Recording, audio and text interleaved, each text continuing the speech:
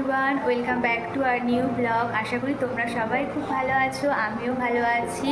তো তোমাদেরকে অনেক ধন্যবাদ এভাবে আমাকে সাপোর্ট করার জন্য। বিশেষ করে আমার যারা সাবস্ক্রাইবার আছো তাদেরকেও অনেক অনেক ধন্যবাদ সাপোর্ট করার জন্য।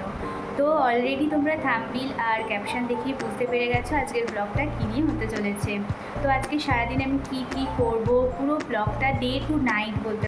যেহেতু সানডে, তো ছুটির দিন, বাড়ি রয়েছি, তো আমি সারাদিন বাড়িতে কী করি সবটাই তোমাদের সাথে শেয়ার করব। তো প্লিজ ফুল ব্লগটা দেখো।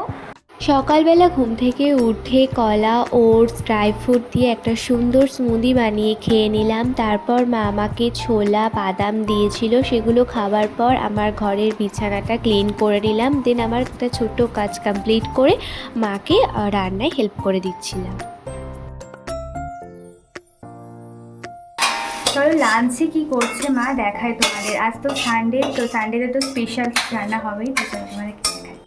চাল ভিজিয়ে রেখেছে, বিরিয়ানি হবে, এটা রায়তা করা হবে, আর এখানে পেস্ট করে রেখেছে আদা রসুন, আর এখানে মাটন হবে।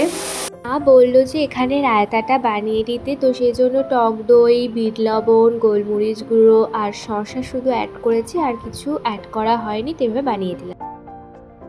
ভাতটা রেডি হয়ে গেছে। এটা কি বলে মা, এটা বেরেস্তা না কি একটা বলে, পেঁয়াজের। এখানে ধনে পাতা দেওয়া হয়েছে। এখানে মাটনটা একটু ফুটছে। এখানে মাটন রান্না পুরো কমপ্লিট হয়ে গেছে, শুধু বিরিয়ানিতে দেওয়ার পালা আছে।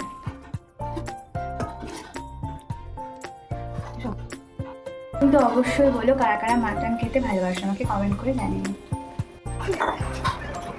তবে ঘুম থেকে উঠলাম প্রায় 4:45 বেজে গেছে। তো এবার আমি একটু ছাদে যাবো। চলো তোমাদেরকে ছাদটা ঘুরে দেখাই, এবং ছাদে অনেক গাছ লাগানো আছে, আমার মা লাগিয়েছে। তো চলো সেগুলো তোমাদেরকে দেখাই। এখানে বেদানা, আম, লেবু অনেক গাছই রয়েছে, বাট সব গাছের নাম আমি জানি না। দেখতে পাচ্ছ মাটিটা পুরো ফেটে গেছে, জল দিতে হবে, আর সেজন্যই আমি ওপরে এসেছি।